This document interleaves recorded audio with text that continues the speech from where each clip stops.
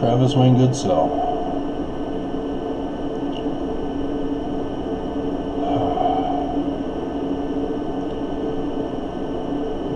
Most of Mormonism knows of Joseph Smith prophesying that in the final last days the American government would collapse. The Constitution would also collapse. And then it would be Mormons who would save the Constitution. Elder Benson, who became President Benson, talked a lot about those prophecies, said that the Constitution will be saved, but not in Washington. I've used that clip in my videos.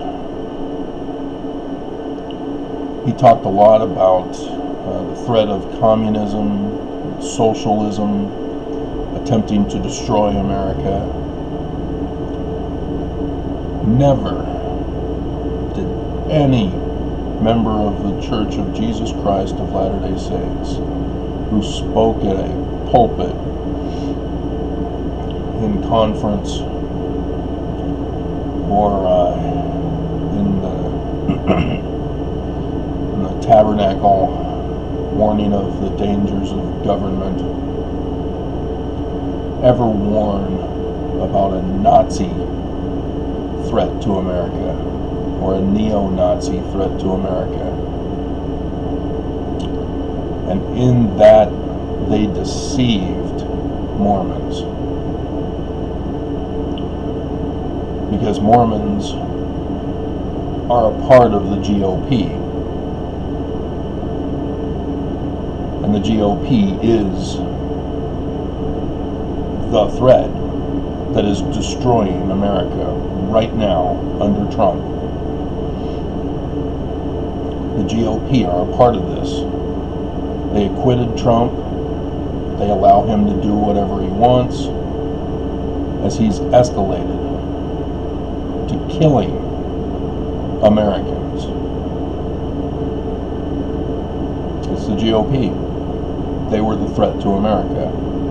And the leaders of the Church of Jesus Christ of Latter-day Saints distracted Mormons with another threat, claiming it was communism or socialism. Never conservatives. Because the church are conservatives. And yeah, I know there was George Albert Smith who was not, and if you noticed, he was the one that tried to help Mormons. But from Nixon, the church has been mostly conservative. Utah government, mostly conservative from Nixon. Under Nixon, the GOP symbol turned their stars on the elephant upside down. They were now the inverted pentagram of Lucifer. The GOP of Utah, likewise, turned their stars upside down to be the symbol of Lucifer. It was as if under Nixon, the GOP decided to reveal themselves as the threat to America, as the church joined in, as the government of Utah joined in. The church has already had the symbol of Lucifer the whole time from Brigham Young, not Joseph Smith, Brigham Young. He put it on the Nauvoo Temple, and then put it on the Salt Lake Temple as the keystone of the doorway arch of the Salt Lake Temple. And all Mormons missed it. Or did they? I missed it. I wasn't born and raised in Utah. I never got to see the Salt Lake Temple up close. Look at the architecture. I mean, those are tall doors. But it wasn't until my Relief Society president made sure to include the inverted pentagram in my wedding photos that I caught it.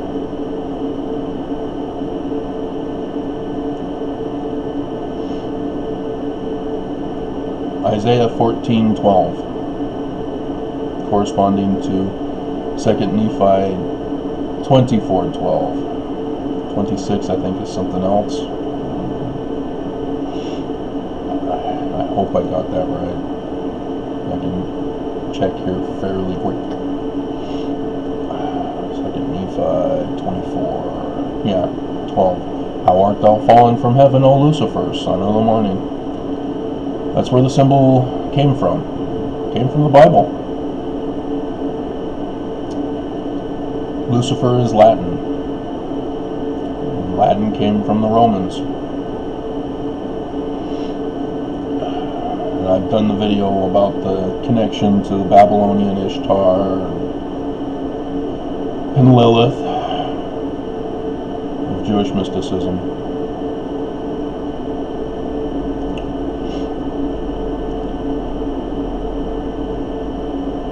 So yeah, it's right there in the Book of Mormon. Lucifer. And the church, or the Book of Mormon, goes into great detail to warn us specifically as to how to recognize the great and abominable church. Even the secret Gadianton band is in a religious organization because they have secret signs, secret words, and secret covenants. Covenants are a religious thing. Covenants were created by Brigham Young for the endowment. Joseph Smith's temple was just washing and anointings. As he was making Mormons Christ. That's what an anointed person is. It's a christening. It's not a baptism, as Catholics claim. It's not supposed to be done by water. That's the washing part.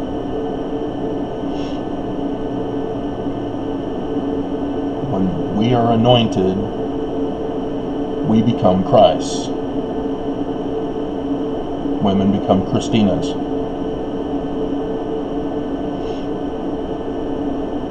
We become perfect. And so when Joseph Smith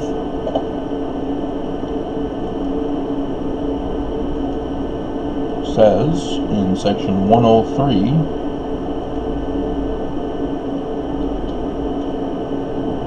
verse 16, therefore I will raise up unto my people, that's Mormons, and a baby will be born within the Mormon church, a man who shall lead them like as Moses. Now, he's referring to Jeremiah chapter 23 here. This is who the Jews are looking for. This is the Christ the Jews are looking for. They're not looking for Jesus of the Gospels. They already have a God. They're looking for a Christ, a man who is anointed to save them and to restore the kingdom of David. And Joseph Smith recognized that and said, hey, it's going to be from the Mormons. The president of the Church of Jesus Christ of Latter-day Saints, of which Joseph was a part of, he said is the office of Moses. So in the Kirtland Temple, during Passover,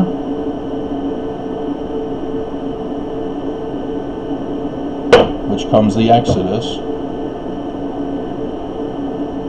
which comes this prophecy, so as the Exodus, so as the second coming, which is not the second coming, it's the first coming. The man who will be Christ, a king, to save the Jews, to save the house of Israel, to restore the kingdom of David.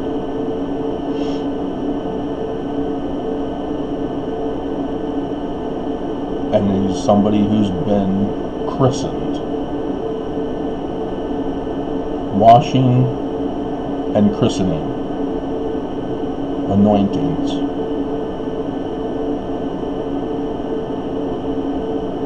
And yet, with Christianity, thanks to Constantine,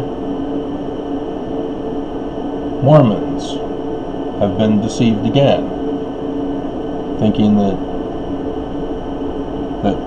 we're waiting for the second coming of Jesus. When it's clear Joseph Smith had no intention of that. So why then is this Gospel's Jesus all over the Book of Mormon? It's because Mormons don't understand that before 1981, the Doctrine and Covenants was encoded. The church service missionaries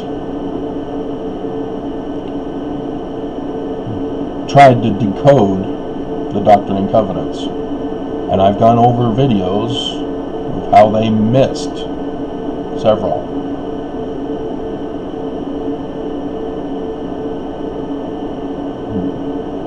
The most famous one that's obvious to see is right there in section 1, verse 16. Babylon, which shall fall. Babylon's already fallen. What is Joseph Smith talking about?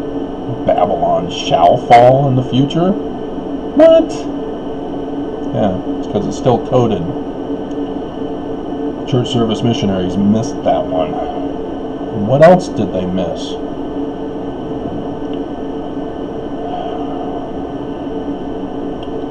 Well, the Book of Mormon tells us that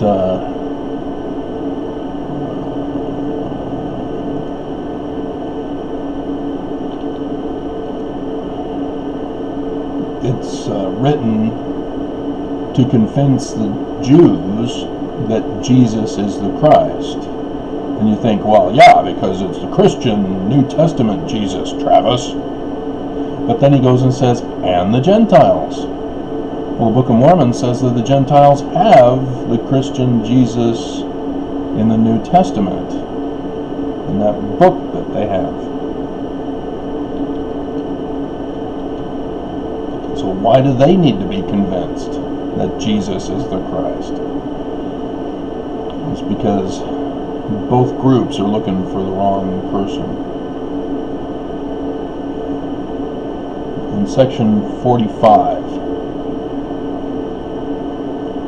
as we now know that the prophecies are not referring to the destruction of Jerusalem, we now know the prophecies are referring to the destruction of New Jerusalem, America. And so when Joseph Smith, in the Doctrine and Covenants, which was encoded, that it's not Babylon, it's also not Jews. And so here in section 45, it talks about the latter days. It talks about the coronavirus, it talks about the signs in the heaven, and in 51, after talking about those who have been mocking, those who have been laughing, those who have been watching for iniquity, shall be exposed, and they shall mourn, and they shall be destroyed. That's the wickedness destroyed. And in 51, and then he now identifies who these mourners are, these scoffers, these mockers. Then shall the Jews. Well, we now know it's not Jews, because this is encoded. Jews aren't mocking. Jews aren't laughing. Who then is it? Who is Joseph Smith referring to? Who will see the true Christ? I am Jesus.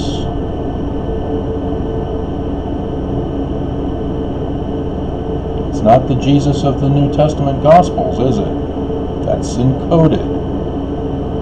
Who does Joseph Smith call him? I am Son Amen. I am Jesus Christ. That's who the Mormon person is. And it's this man like Moses. It's not God. It's not the reason why we have washing and anointings. The breaking of bread in remembrance of the broken body of the original Christ. No, it's not him. That's a different person. If you know that Joseph was trying to say that we are a restoration of the Egyptians, not the New Testament Christ, who did not exist. Because the Jews weren't saved. Nobody saved the Jews during the Roman period. So the Gospels, as they are trying to claim to be a history, are incorrect. They now become a prophecy because it's not a history. We're looking for a man like Moses, of whom will save the Jews. But it's not Jews in the Doctrine and Covenants. It is not the New Testament Jesus as a historical figure. It's the Christ, the Mormon, whom these Jews will finally recognize, who have been mocking, laughing, scorning, and they will see the true Mormon who becomes the Christ. Then shall the Jews look upon me and say, these are the wounds I was wounded in the house of my friends. He's a Mormon. So who are the friends, the house of friends? It is Mormons, not Jews. It is the Mormons who are laughing, who are mocking, who are scorning.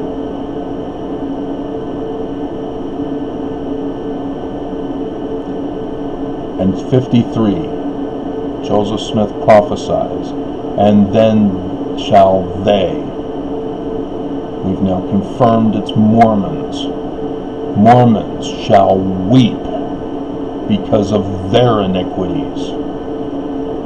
Then shall the Mormons lament because they persecuted their king.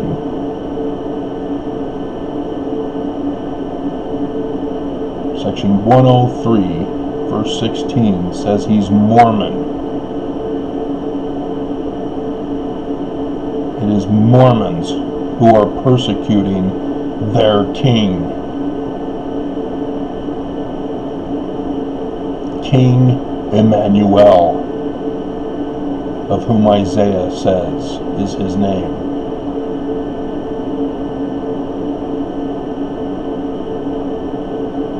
And so as America is being destroyed,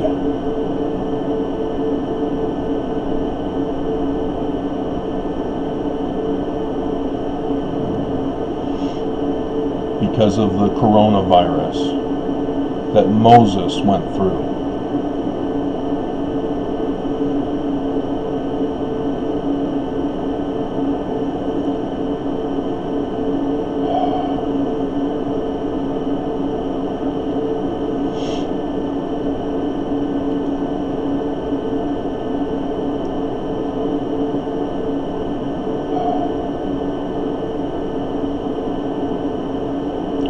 And we don't even have accurate numbers of who died from coronavirus. It's likely to be 3 times higher because they only report coronavirus deaths in accordance with those who have been tested having coronavirus. If you died not having been tested, you're not included in the numbers. So globally, we're over 560,000 dead from this virus that Moses told the house of Israel to stay home until it passes over. But look at what the enemy has done to America. Oh, it's a hoax. Oh, just take bleach. It'll cure it.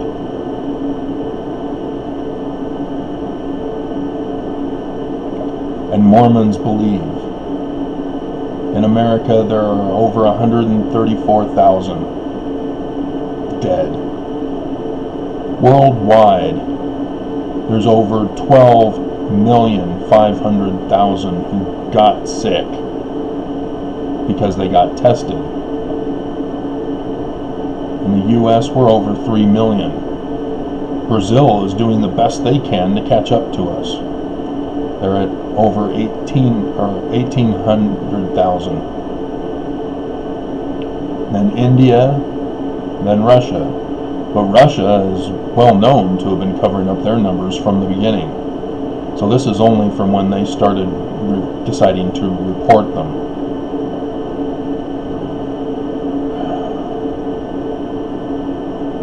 The neo-Nazis of the world just all of a sudden clicked on.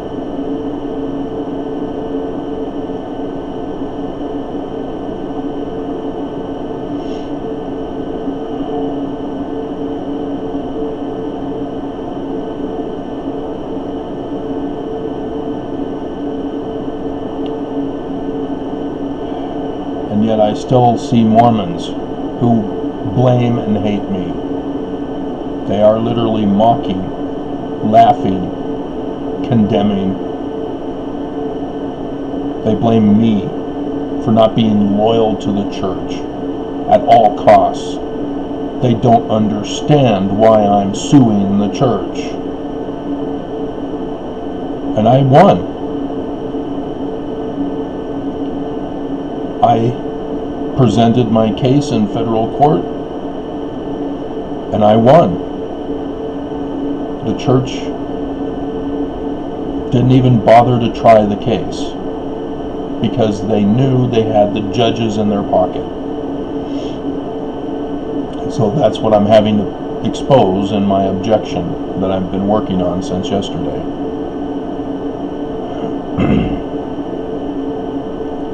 See, I'm doing my part to stand up against this evil. And I won. But they're trying to lie and cheat their way out of it to prevent the church. The church with the symbol of Lucifer as the keystone. The church I was born and raised in. 50 years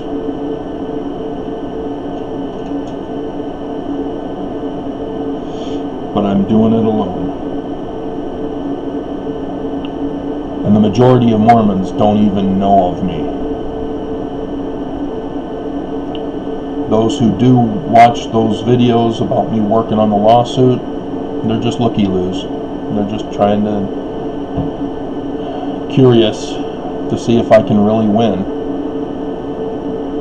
The majority don't think I will. And they're mostly the subscribers who are keeping updated.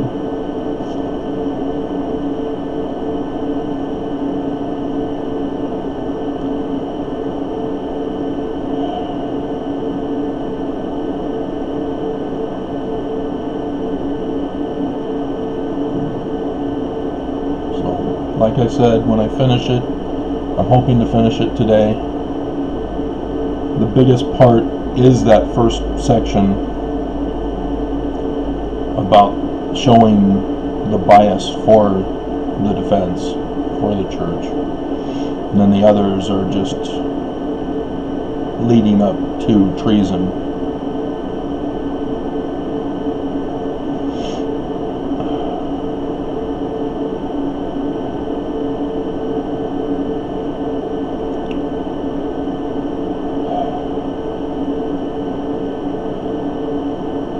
Because it's a Mormon district judge, Clark Waddups.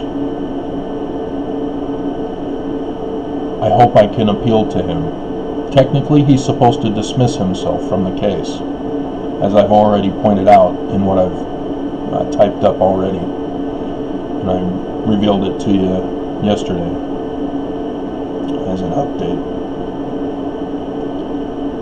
But I will give him an option to show if he truly is going to follow his oath of office and support and defend the Constitution as Joseph Smith prophesied, or if he will betray America and destroy the Constitution to save the church. He will have to acknowledge that he is Mormon. That's what's required of him. It was required of him from the beginning. He didn't do it in the beginning. So that's why I don't have a hope.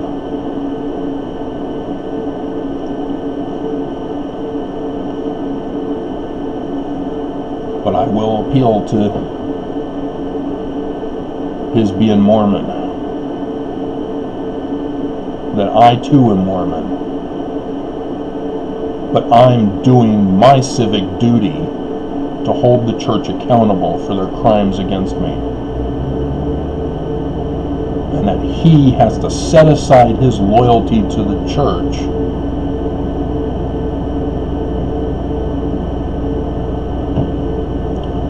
otherwise he needs to dismiss himself.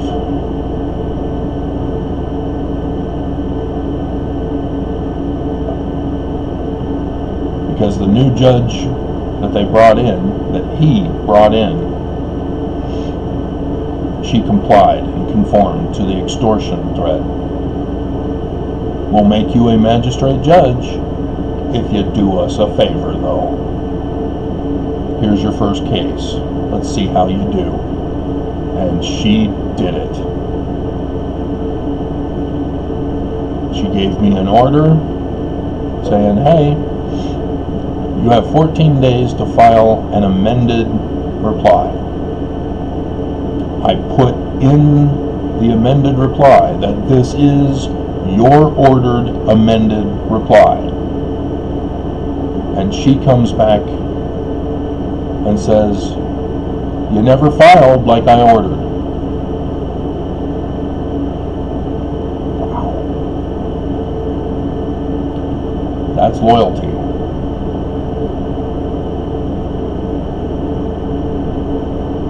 To dismiss words showing compliance to her orders and then just say, nope, that's not it. I mean, that's gaslighting at its worst. So, they know I won, and they don't want me to win.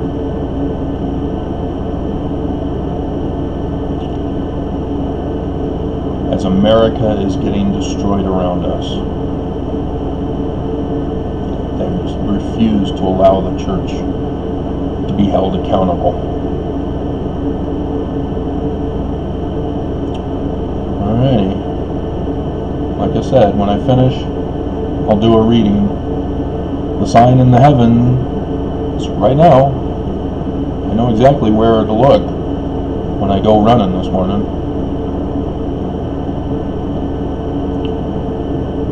And as far as I know, my finishing corresponds with the sign in the heaven.